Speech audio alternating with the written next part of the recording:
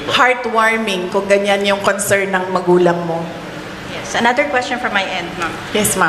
What's your reaction to the MNLF's offer to provide security for you if in case your current security will be pulled out? Yes, nagpapasalamat ako, ma'am, sa Moro National Liberation Front, MNLF, sa kanilang offer na tulungan ako sa security. But right now,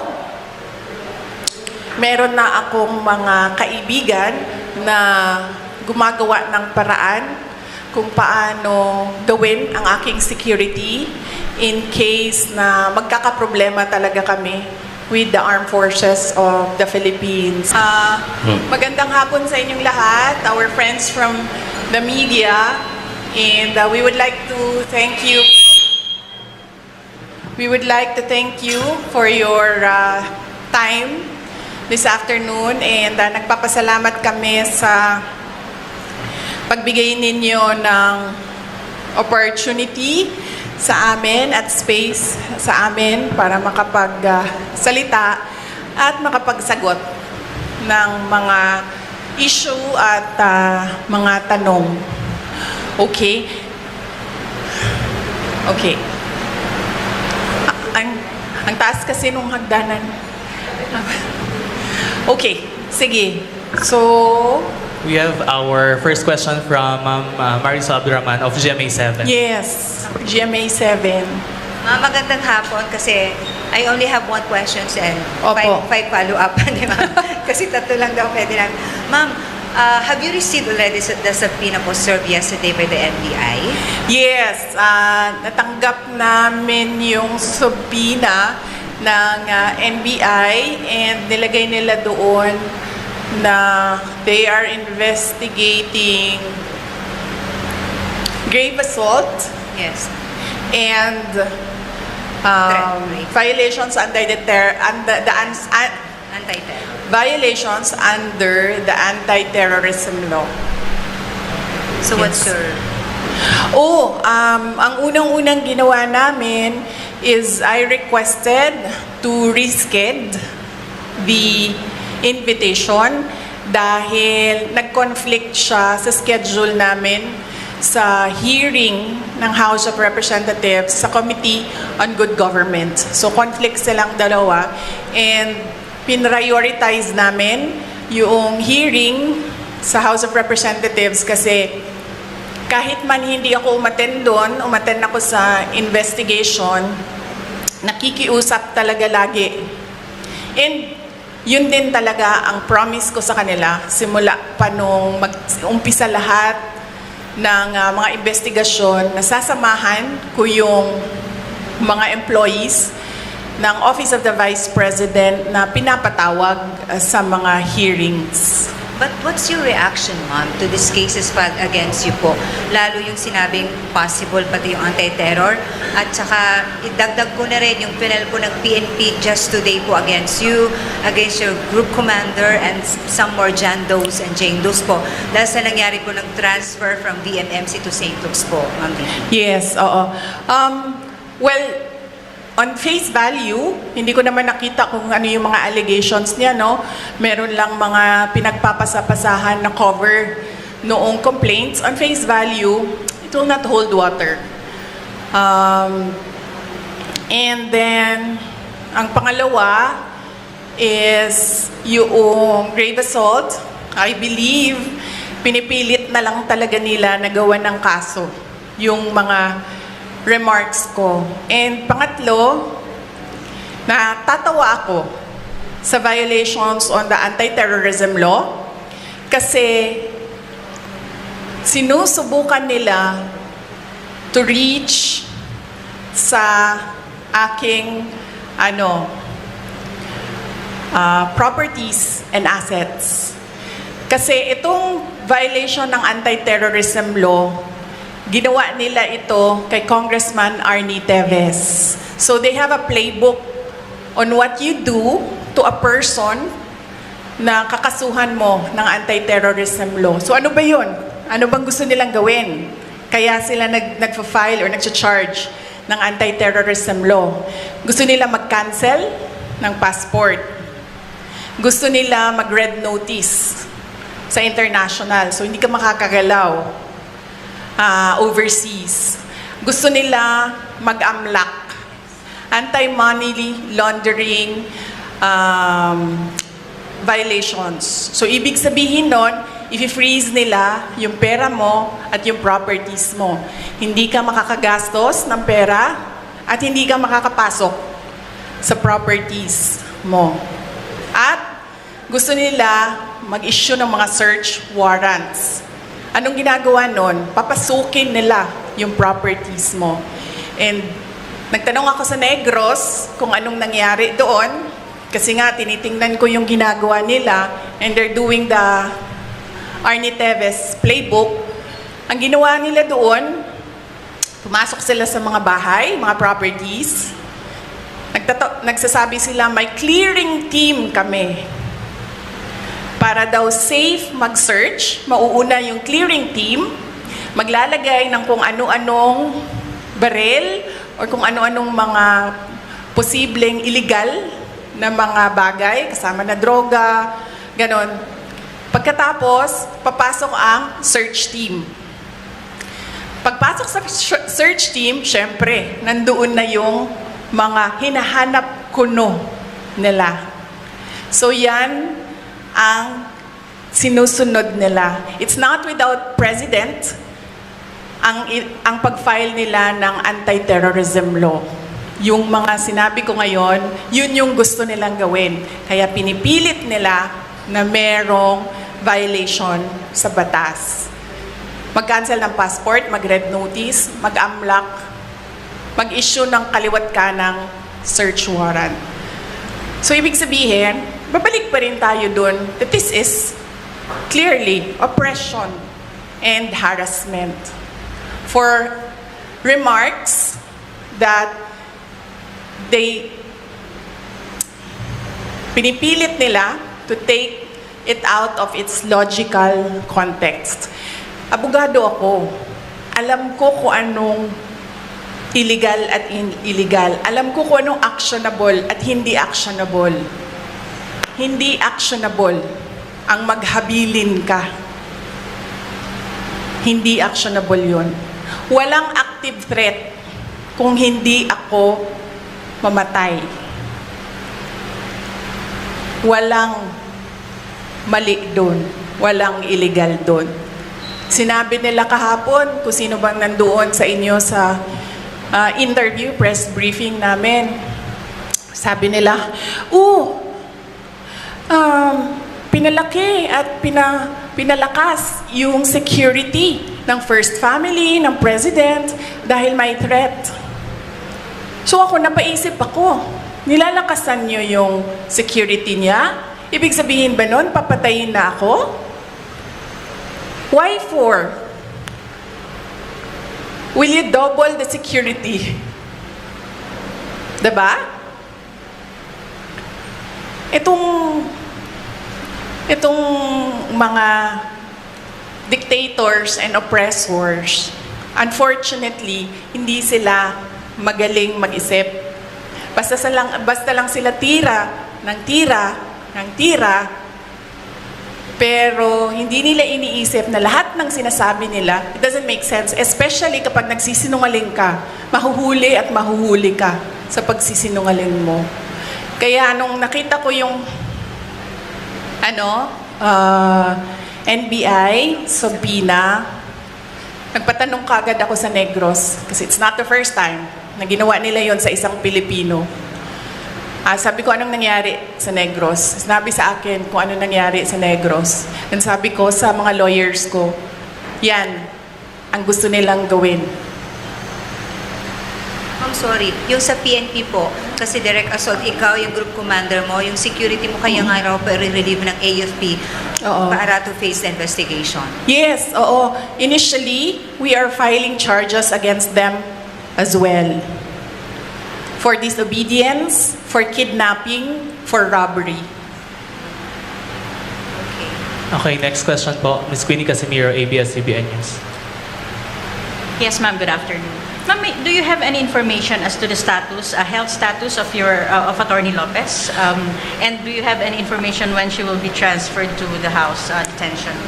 Ma'am, wala po akong update sa status ni Yusek Zulaika Lopez and ni Miss Gina Acosta, both of whom are admitted sa Veterans Hospital.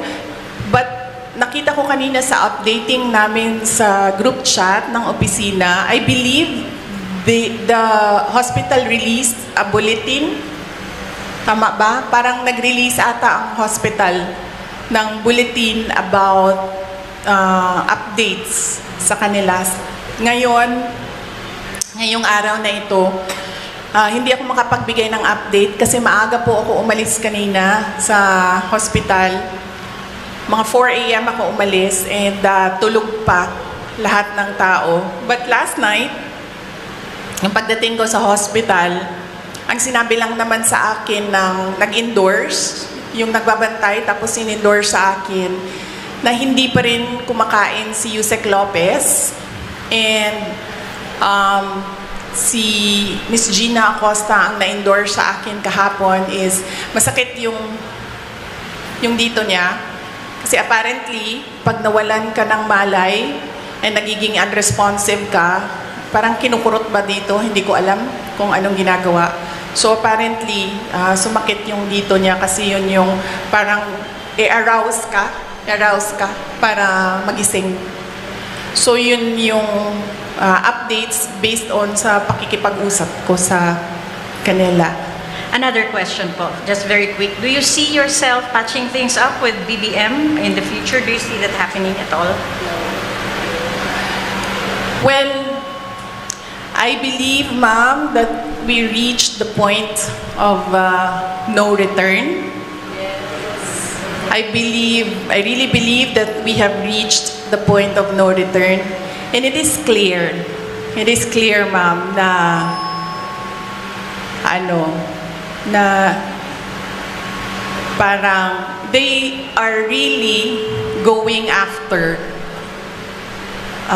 me. At gusto talaga nila akong tanggalin sa posisyon. And totoo talaga yung mga sinasabi ko na threats sa akin. Bago pa man nangyari yung kaguluhan sa House of Representatives noong nakaraang Friday, documented lahat ng threats sa akin, sa Office of the Vice President Personnel, and even sa aking family. So, gusto kasi mag-Vice President ni Martin Romualdez. At hindi niya alam, ayaw ng mga congressman at ng mga senador na mag-Vice President si Martin Romualdez. At hindi niya alam na ayaw ng taong bayan mag-president si Martin Romualdez. Unfortunately, hindi maintindihan yon ni Martin Romualdez. Yun yung problema. Okay, next from Mirasol Montes sa RMN News Manila. Good afternoon, ma'am. Any reaction lang po, ma'am, sana sa mga pambabatikos or mga pahayag ni House Majority Leader at Zamboanga City District 2 Representative Manix Dalibe po ang laban sa inyo tungkol nga dito sa mga nangyayari ngayon? Well, hindi ko siya kilala, ma'am. So, huwag na tayong mag-comment sa sino ba yung, anong pangalan nun, ma'am? Manix Dalibe po, Congressman Manix Dalibe po. I don't know him. I'm sorry. It's difficult for me to give a comment about something na hindi ko alam kung ano sinabi niya, sir, at hindi ko po siya kilala. Next, Sir Marco Polo of Brigada News Zamboanga. Good afternoon, Ma'am Sara. Maliban po doon sa lumalabas na plano ng higher house or House of Representatives para ma-impeach ka, ma'am, ano po masasabi niyo doon? Well, they can always try na mag-impeachment. They can always, gumastos at magwaldas ng pera ng gobyerno para i-impeach ang Vice President. Kung yan ba naman ang gusto nila, magwaldas na naman ng waldas ng pera at pagtakpan ang kakulangan at pagsisinungaling ng administrasyon para lang hindi mapansin ng mga tao na maraming mga pangako ang napako ay babanatan at babanatan nila ako. And then they can try. And then let's see. Diba? If I get impeached, then that is my end. Tapos. Okay, thank you for that answer, ma'am. And for my last part, sa local front ng Zamboanga City and Zamboanga Peninsula, maliban po sa mga tulong na binigay niyo po tulad ng ayuda sa medical and other, ano po yung mga future na nakalaan po para sa Zamboanga Peninsula, lalo na po dito sa Zamboanga City? Apo, yes sir, thank you for the question. Nag-aantay kami ng final budget ng Office of the Vice President sa ilalim ng General Appropriations Act. Pero we are really not hopeful anymore kasi nakikita nyo naman kung gaano ka-intense yung gusto nilang pilayan ang Office of the Vice President. So, we're not hopeful. Kung meron mang budget, and then yung, kung ano man yung maibigay na budget, pagkasya namin yung mga projects namin doon. Ang mangyayari nito, kunwari man, as an example, noon meron kaming 40,000 beneficiaries a year. Siguro, we'll reduce it to 10,000 beneficiaries a year. Ganun yung mangyayari. Ida-downsize yung mga projects. That is if kung merong pera para sa projects. Kung wala naman pong pera para sa mga projects, ang maiwan lang ay pambayad ng sweldo ng mga tao, ng mga employees ng Office of the Representatives, then dapat kayo magreklamo, taong bayan. Kasi nagsusweldo kayo ng mga tao tulad ko. May I just remind you, I have the second highest salary in the government, and yet wala akong gagawin kasi wala kaming projects. Magreklamo kayo. Bakit namin siya babayaran ng sweldo? Wala naman siyang project. Walang gagawin niyang babaeng yan. Hindi magtatrabaho yan kasi walang project. Diba? So yes, dapat kayong magreklamo niyan. Magbabayad kayo sa amin. Pero hindi kami magkakapagtrabaho dahil walang proyekto, walang budget. Last two questions. One from Mr. Choliver Arquiza. Yes, good afternoon mo. Good afternoon po, Vice President. I am Theodore Arquiza from IFM News Zamboanga. Amidst all this, sa lahat ng mga nangyayari, yung sinasabi niyong harassment, yung ino-oppress kayo, and yet, nandito ka sa Zamboanga City, binisita mo yung Basilan. Oo. Saan po kayo humuhugot ng lakas as of the moment, Vice? Bakit patuloy po kayong lumalaban? Yes. Before ako pumunta dito, as you know, your former mayor in Zamboanga City, Ma'am Beng Climaco, is my friend, no? Exactly the same question ang tinanong niya sa akin kanina. Ako naman kasi, politiko ako. Yun din sinabi ko kay Ma'am Beng eh. Sabi ko, ikaw politiko ka rin eh. Ang dami mo ding pinagdaanan. Ibig sabihin, sanay kami sa ganyan ang mga politiko.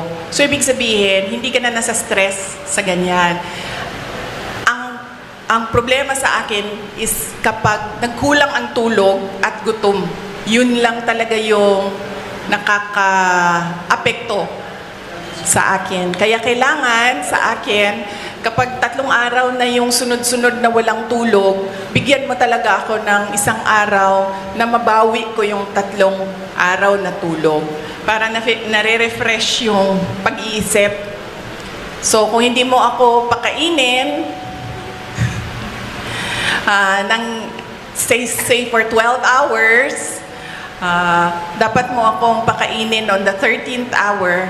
Otherwise, mainit na yung ulo. So, simple lang, sir. Kailangan lang ng tamang tulog at tamang kain. Yung all the rest, wala na yan. Kaparte yan ng buhay ng isang politiko. Last one, ma'am. Reaction on the disbarment case na Opo. final against you? Yes, meron akong 3 disbarment cases. If you can remember, 2011, sa Sheriff, hindi pa tapos yun hanggang ngayon. May disbarment case ako doon. Tapos meron akong nabasa ko lang ito sa mga sa mga group chat. So hindi ko lang alam kung tama. Correct me. Tapos isang disbarment case sa pagtatapon ng bangkay. Tapos isang disbarment case sa revenge from the grave. No? So yun. Tatlo yung And by recent ata, ma'am. but let me clarify kasi yung dalawa, I've not read or I've not received the complaint. So, hindi ko masabi kung ano talagang nakalagay doon. Binabase ko lang siya sa news reports na lumalabas. Yung isa, binase ko sa announcement ng Supreme Court. And then yung isa, binase ko sa announcement ni Larry Gadon. Salamat. Thank you. Thank you, sir. One last follow-up from GMA7. Sorry. Sabi naman to si Mike, minsan lang ako dito sa Zamboanga City. Time out daw. Time out. Yes, ma'am. Ma'am, follow sa question on this, Barmy. So what's your take on that, ma'am, na halos pinagsabay-sabay itong tatlo, tas meron parang pending na magpa-file pa po ng disbarment case against you pa rin po, VP? Oo. Well, kasama din yun, ma'am. Kasama din yung lahat na sa Bisaya pa, tira bahala. Tira bahala. Kung unsay mo dikit, maoy ko anon, may mo daog, ano ba? So, babanatan natin siya, tingnan natin dito kung saan yung tatama. Ana na siya. Ma'am, Last from- yesterday, isa pa. Ma'am, yesterday you mentioned na isang threat sa inyo is yung pag-absorb ng PSG, now PSC, sa inyong BPSPG. But now that they are totally, taking over and replacing all your security sa PSPG ng PNP, how do you feel about it, VP? I'd like to hold comment dyan, ma'am. Kasi napapansin ko, base lang din naman sa balita, nagbabago-bago yung sinasabi nila. Hindi ko lang alam kung nasusundan ninyo. Nagbabago-bago yung sinasabi. Sabi, wala na daw ang AFP, pulis na lang. Ngayon, meron na naman daw ang AFP, pero papalitan nila at mga pulis na sabay. So, hindi sila nagpaplano ng maayos. Kaya nagbabago-bago yung sinasabi nila. Advice ko dito sa mga tao na ito, mupok muna kayo, magplano muna kayo bago kayo bumanat para hindi kayo nahuhuli na nagsisinungaling. Second to the last, Sarah Tulabi of FEBC. Pag gumaganyan ba ako na aapektuhan yung sound? Okay. Good afternoon, VP. Since natanong na po yung isang tanong ko, ito na lang po. Sabi po ng PNP, wala silang information sa pagbabanta sa inyong buhay. Inireport nyo lang po ba ito officially, ngunit nasabi nyo hindi ito pinansin ng mga kinauukulan? Ma'am, nakakahiya sa buong mundo na ang Philippine National Police natin, who by the way has intelligence funds, hindi alam ang mga pangyayari sa ating bansa. Nakakahiya na meron tayong police na hindi nila alam ang threats sa Vice President. Nakakahiya yan, ma'am. Huwag sila magsasalita ng ganyan kasi nagpapakita yan ng incompetence ng Philippine National Police.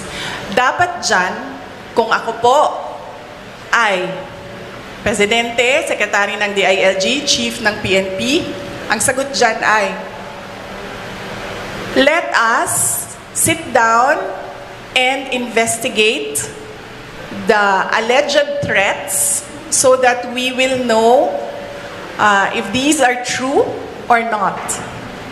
Yan ang tanong. Ayan ang sagot dapat ng tamang tao. Pag yung tao na tama mag-isip, yan ang sinasagot dapat. Hindi yung sinasabing, wala kaming alam ng mga threats. Nakakahiya na ang pulis, ganyan. So, ibig sabihin, ang dami nilang walang alam ng mga pangyayari So kaya pala, nagkanya-kanya na ang mga kriminal dahil walang alam ang kapulisan. Nakakahiya para sa Pilipinas na naririnig na ang pulis natin ganyan magsalita. Ms. RG Go, Daily Zamboanga Times. Last question po. Yes, BP, magandang hapon po. RG from Daily Zamboanga Times. I would just want to ask po, with what is happening, may satellite office po kayo na mga nagsera din po, no? So, dito, ang satellite office nyo, hindi nagsiservisyo sa Zamboanga lang, pati sa, Basilan, Sulu, and Tawi-Tawi. How will you, anong assurance nyo po na tuloy-tuloy yung serbisyo with what is happening now po? Yes, ma'am. Bago po ako sumagot, ma'am, may I just say, I love your color green ngayong hapon na ito. Sara siya, ma'am. Yes, ma'am. Halatang halata naman, ma'am. Oo. Wag, ma'am, kasi suspended ka na kaagad bukas, ma'am.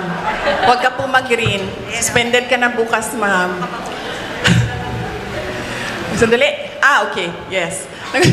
Nagpapasalamat ako dahil nakapunta ako ng Zamboanga City ngayong araw na ito.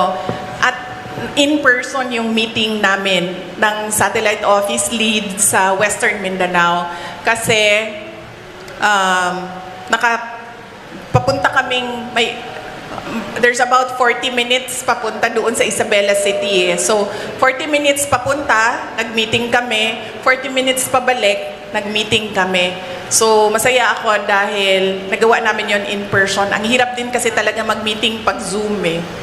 At napag-usapan namin ni Mr. Mike Saavedra na malaki kasi renta na, malaki din kasi itong building na ito, malaki din ang renta dito, ma'am. Ang gagawin namin, lilipat kami sa mas maliit na lugar, mas mababa yung renta. So, napababaan na rin yun namin yung budget na kailangan gamitin. Tapos tutuloy-tuloy lang si Mike ng mga downsized na mga project. So, yun ang plans namin for Western Mindanao Satellite Office. Papaliitin namin, ma'am. Tsaka maghahanap kami ng mas mababang renta. Ma'am, very last question relayed by the OVP Media po. Baka may sagot po kayo sa sagot ni DA Secretary Chu Laurel tungkol sa 20 pesos bigas na remarks niyo po kay BBM versus BBM po. Ano ba sinabi niya?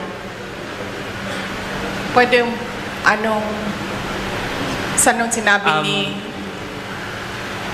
This is relayed by the OVP Media po. Yung baka may sagot daw po kayo regarding sa sagot ni DA Sec Chu Laurel tungkol sa 20 pesos bigas remarks niyo po versus BBM. Anong sinabi niya? Ma'am. Hindi ko alam. Sorry Hindi ko alam kasi. Anong sinabi ni... Hindi ko alam. Wala. Sorry, hindi rin namin. Ma'am? Ang sabi po niya ay matalino naman siya, di ba? Iba yung panahon noon at ngayon. Pag-aralan niya muna bago magsalita. Okay. Yes. Tama naman siya doon. Matalino talaga ako.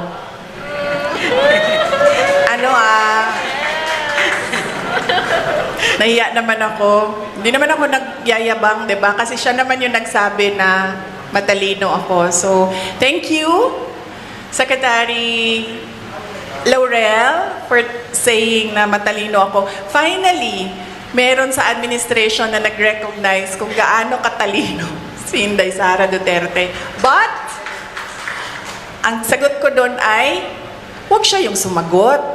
Hindi naman siya si President Marcos. Diba? Hindi ko naman sinabihan si Secretary Laurel na, huy, nasaan na yung pangako mo na 20 pesos per kilo na rice? So, bakit siya yung sumasagot? Ang pangalan niya ba ngayon ay Bongbong Marcos? Diba? At saka bakit nagtatago yung presidente sa likod ni Secretary Laurel? Si Secretary Laurel ba yung nagsabi nun? Hindi naman di ba? Diba? Naalala niyo ba yon? Nakita niyo ba yung video na yon? Nangangampanya pa, diba? Di ba siya yung nagsabi? May evidence ba tayo na si Bongbong Marcos nagsabi nun? Well, si President Marcos ang nagsabi noon? Mo, may evidence tayo. So, hindi dapat si Secretary Laurel ang sumasagot. Hindi. And thank you for recognizing my intelligence. Ma'am, Alright, ma'am, pwede totoong last na. Yes. Uy, hindi okay lang kasi minsan lang naman kami magsama. I mean, Mike, parang ngayon lang tayo nagsama, 'di ba? Ngayong taon na ito, ngayon lang. Ma'am, Yes, baka ma'am. gusto niyo lang magbigay ng comment doon sa apo ni Ninoy kasi na-mention po siya. Apo? Apo ni Ninoy? Ninoy, opo. Oo. Sabi niya, panananawagan siya na tigilan na raw ang kanilang pamilya, please. Ang turing daw niya sa mga Duterte at sa mga Marcos ay parehas daw, dalawang ulo na parehas halimaw, and so on and so forth. Ang dami pa po niyang sinabi. Yes, wag na tayong mag-comment sa mga apo. Oo. Kasi natural sa mga anak at apo ang affinity sa mga magulang at sa grandparents. So, wag na natin sagutin yan. Question, Joseph Sosobrado po. Sana si Sir?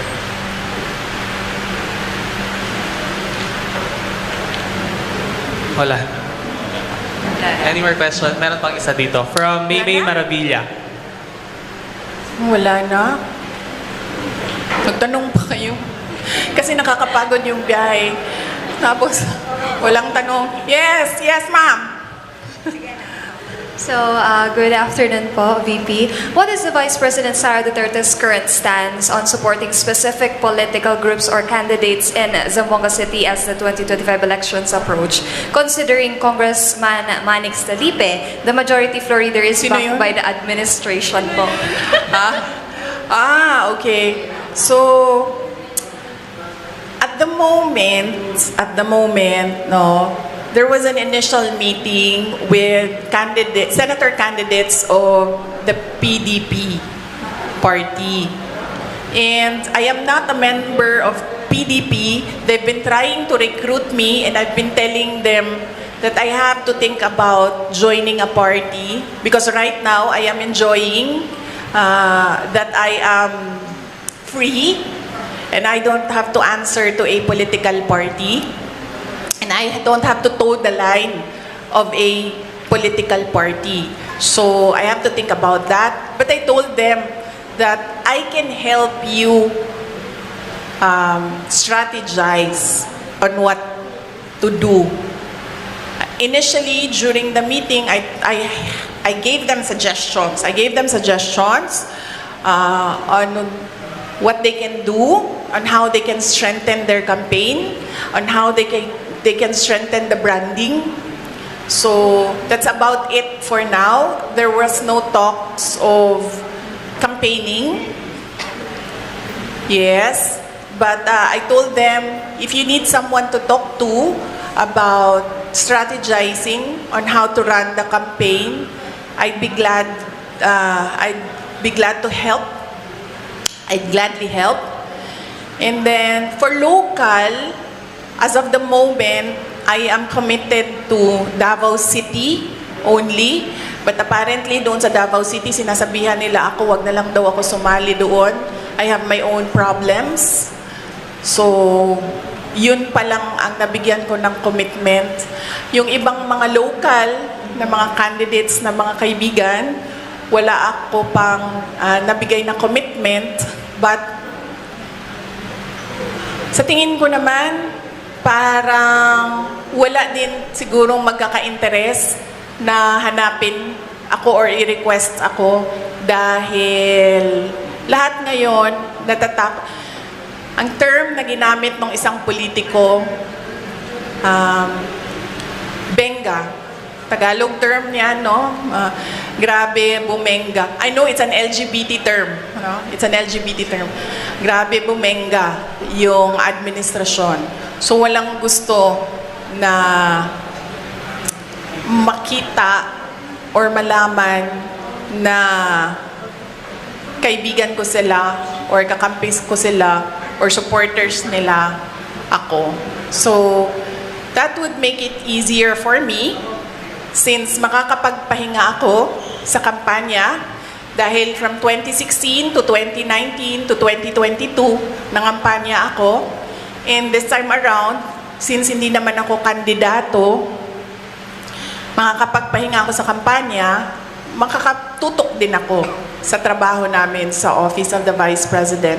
And then of course, makakatutok ako sa committee hearings, kung meron pang committee hearings na darating sa susunod na taon sa campaign period. Pwede pa, ma'am? Yes, sir. Pwede pa, sir? Saan yung mga kasama ko? Pwede pa? Okay, Pwede pa daw? Pwede. I'm Abs Daman, no? LSN TV News Online.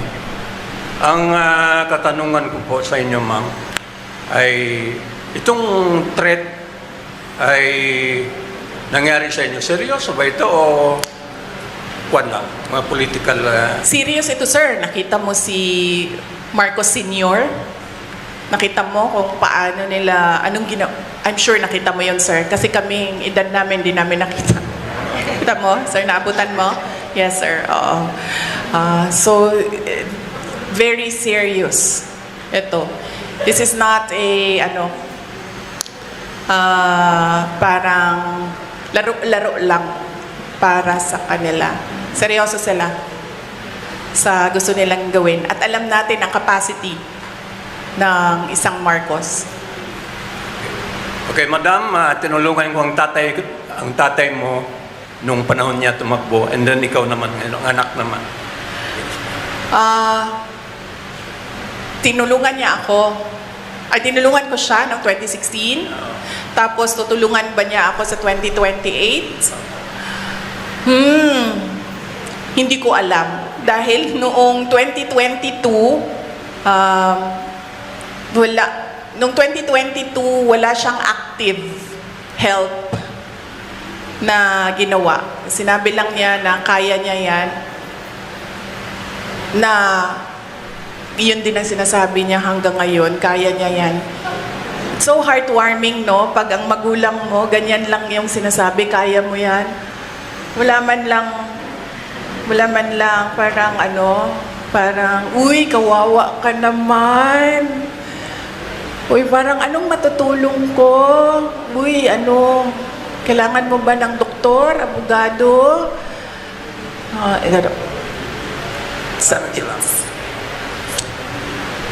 Sige po. Heartwarming kung ganyan yung concern ng magulang mo.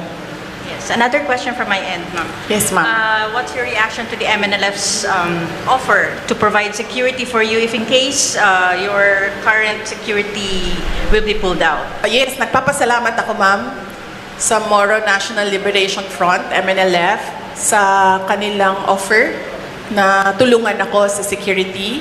But right now, meron na akong mga kaibigan na gumagawa ng paraan kung paano gawin ang aking security in case na magkakaproblema talaga kami with the Armed Forces of the Philippines, particularly the unit ng Presidential Security Command. So are you saying, VP, na no matter what, hindi niyo tatanggapin ang PSPG ng PNP that will take over for VP-SPG po? Yes, ma'am. Ang ang Presidential Security Group o PSG na ngayon ay pangalan niya PSC, Presidential Security Command. Ang batas na gumawa nun, may mandato siya. Ang mandate niya is the protection of the President and his family, protection of the Vice President and his family. At meron pang iba. So, ang PSC kasi is a command under the Armed Forces of the Philippines. Walang mga pulis doon. AFP yan sa lahat. Ang mandate ng PSC, President and Vice President. Bakit? Bakit yan ang mandate nila? Kasi our Constitution provides for the line of succession. the Vice President is the first in line. So ibig sabihin, the state is required, is mandated by the Constitution and by laws to protect the Vice President.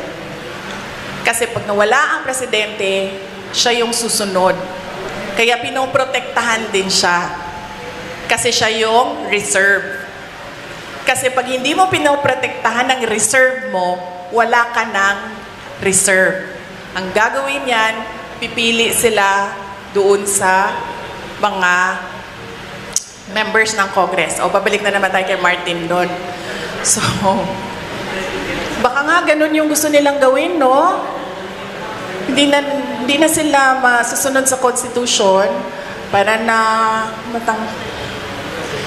that is something I have to think about again as well. So, yun. The PSG, now PSC, is a unit of the Armed Forces of the Philippines. Its mandate, President and family, Vice President and family. Why? Because there is a line of succession. You need to protect your reserve. Wala doon sa usapan ang Philippine National Police. Ma'am, super last po from OVP Media. Based on the DBM COA Joint Circular, OVP and DepEd violated a rule on confidential funds when you allowed security officers to handle them instead of special dispersing officers. What's your reaction? Sorry ulitin mo yung tanong. Based on DBM COA Joint Circular, OVP and DepEd violated a rule on confidential funds when you allowed security officers to handle them instead of special dispersing officers. What's your reaction po? Sino nagsabi? Based ma'am sa DBM COA Joint Circular. Kaya nga, sino nagsabi nung nabase doon ay may violation? This is question from Sir JC from OVP Media po. I'll ask po. Oo, but someone has to have said kung balikan nyo na Sige, lang balikan yung natin. tanong. Last one from Mr. Chodiver Arquiza. Good afternoon again, ma'am. Balikan ko lang yung local, no? On a local front. I can see former Vice Mayor, former Mayor Beng Climac po nandito Oo. ngayon. And it is a public knowledge na nung last election, isa siya or kundi siya lang yung bukod tangi talaga na pinakita yung suporta sa'yo bilang sa pagtakbo ng Vice President. And now she is running under a group na kumbaga kalaban ng sinasabi niyong hindi niyo kilala na kongresista. Kilala ko si Kimmer. So since nandun si Mayor Beng sa grupong yon, is it safe to say na kung mag-endorse po kayo ng candidate locally, of course, kasama dyan si Mayor Beng at yung kasama ba yung buong partido niya at yung kalaban ng sinasabi nyo hindi nyo kilala for Mayor. Thank you po. Okay. Yes. Sige. Well, kung meron pa mang value ang words ko dito sa Zamboanga City at meron pang mga tao na ay, nakalimutan ko sir, tama. I'm sorry. Kaya pala ako hindi na mag-endorse dahil nung last endorsement ko, anong nangyari? Sinasabi sa akin ng mga tao na budol sila. Hindi, Sara, nabudol kami dahil sa iyo. Kung saan man ako pumupunta, yun ang sinasabi sa akin. Kaya pala ako nagdesisyon noon na hindi ako mag-endorse. But, let me just say that nakita nyo ang track record ni Mayor Beng Climaco noong siya ay mayor. Nakita nyo ang kanyang mga accomplishments. Ngayon, mayor siya noon ngayon vice mayor ang kanyang tinatakbo. So easily, kung magagawa niya ang pagiging mayor, easily, she can do the work, the duties, and the mandate of a vice mayor. Dahil nakatutok lang yun sa legislation So, kung kaya niya ang executive, lalong-lalo na nakaya niya ang legislative. Dahil napaka one track ang trabaho ng legislator. Gagawa ka ng batas. So, on that point, the voters should think about that. Her achievements, accomplishments as mayor, and her capacity na mag-vice mayor. Lagi kong sinasabi ngayon, Ano bang dapat iniisip ng mga tao ngayong darating na ang eleksyon? Unang-una, pangako. Huwag na kayong maniwala sa pangako, ha? Pag sinabi ng tao, ito ang pangako ko, i-check nyo muna. Yung mga pangako ba niya noon, tinupad niya ba? Check nyo. Ano ba yung mga pangako niya noon? Natupad ba yon? So dapat ba naming paniwalaan yung pangako niya ngayong eleksyon na ito? Pangalawa, huwag magpadala sa vote buying. Ang vote buying ngayon, legal na, hindi na illegal. AKAP, AIX, MAIP, TUPAD, at kung ano-ano pang tinatawag na ayuda. Nagiging legal ang vote buying. Bakit nagiging legal ang vote buying? Dahil kontrolado siya ng mga politiko ngayon. At meron silang kota-kota sa pamimigay ng ayuda. So yan yung sinasabi ko, yan yung proof ko na nagiging legal na ang vote buying na tinatago sa pangalang ayuda. At pangatlo, hindi dahil gikan yan sa pamilya ng mga politiko tulad ko, hindi dahil galing yan sa may tatay yan na mayor, may kapatid yan na governor, may anak yan na congressman, hindi dahil galing yan sa political dynasty ay ibig sabihin magaling ng kalibre niyan. Huwag ninyong iboto ang isang tao dahil lang sa nakaapelido niya ang gusto nyong kandidato. So yan ang paalala ko ngayong darating na eleksyon. Check promises. Tanggapin ang ayuda kasi pera ng bayan yan, pero huwag magpadala sa vote buying.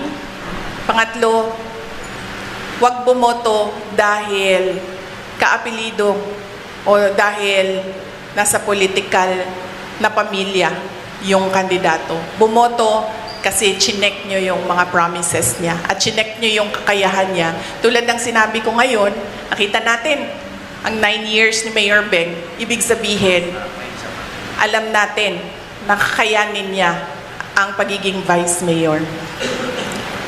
Ma'am, going back po, from Sir Bons Magsumbol of Rappler pala po, he's asking for your reaction based on a DBM COA joint circular. OVP and DepEd daw po violated a rule on confidential funds when you allowed security officers to handle them instead of special dispersing officers. Reaction Yes. po. No, I will not comment on the assessment of the person asking the question. Anong pangalan niya? Bons Magsumbol of Rappler po. Oo. I will not answer a question na si Bons Magsupol ang nagsabi na there is a violation of the JMC. I will only answer kung nagsabi ang COA if there is a violation of the JMC. Hindi COA si Bons Magrapol. Hindi siya Magsumbol. COA. So hindi siya dapat ang nagsasabi na merong violation ng JMC. Na sinasabi ko din, hindi ang congressman ang nagsasabi na merong violation ang Office of the Vice President sa confidential funds. COA lang na trabaho yan. Alright, thank you so much everyone. Here ends our press briefing. Maraming salamat. Magandang hapon.